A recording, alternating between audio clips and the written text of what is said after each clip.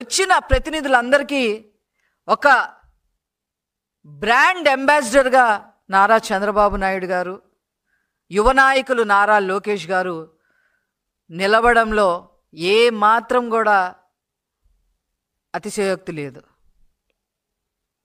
ఒక కంపెనీ రావాలి అని అంటే ఈజ్ ఆఫ్ డూయింగ్ బిజినెస్సే కాదు, స్పీడ్ ఆఫ్ డూయింగ్ బిజినెస్సే కాదు, వాళ్ళకు కావాల్సిన మౌలిక సదుపాయాలన్నీ కూడా కల్పించాల్సిన అవసరం ఏ గవర్నమెంట్కైనా ఉంటుంది.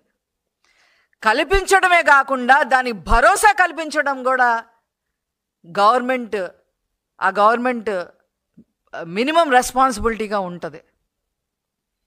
ఒక ఇండస్ట్రీ ఒక చోట పెడుతున్నామంటే నీళ్ళు ఎక్కడి నుంచి వస్తాయి, విద్యుత్ ఎక్కడి నుంచి వస్తుంది, స్థల సేకరణ ఎక్కడి నుంచి వస్తుంది, పొలిటికల్ స్టెబిలిటీ ఉంటుందా లేదా,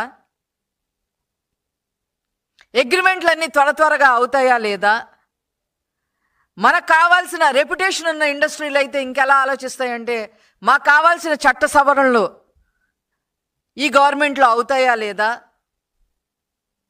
క్లీన్గా ఈ గవర్నమెంట్ పనిచేస్తుందా లేదా, ఇది కమిషన్లు కక్కుతి పడే గవర్నమెంటా కాదా అనే ఆలోచన విధానం చేస్తా ఇన్ని రకాలుగా ఆలోచించడం జరుగుతుంది. అంతేకాకుండా అన్నిటికీ మించి ట్రాన్స్పోర్టేషన్ ఎలా ఉంది, ఏ రకంగా మనం వెళ్ళి రాగలుగుతాము, మన ఉత్పత్తి చేసే ఉత్పత్తుల్ని ఏ రకంగా మనం ట్రాన్స్పోర్టేషన్ చేయగలుగుతాము, దానికి వీలుగా ఉంటుందా లేదా అని కూడా ఆలోచిస్తూ ఉంటాం.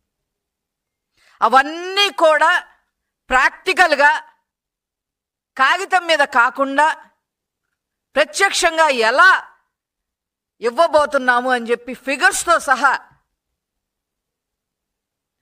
నారా చంద్రబాబు నాయుడు గారు, నారా లోకేష్ గారు తిరగని దేశం లేదు ఈ 17 నెలలు.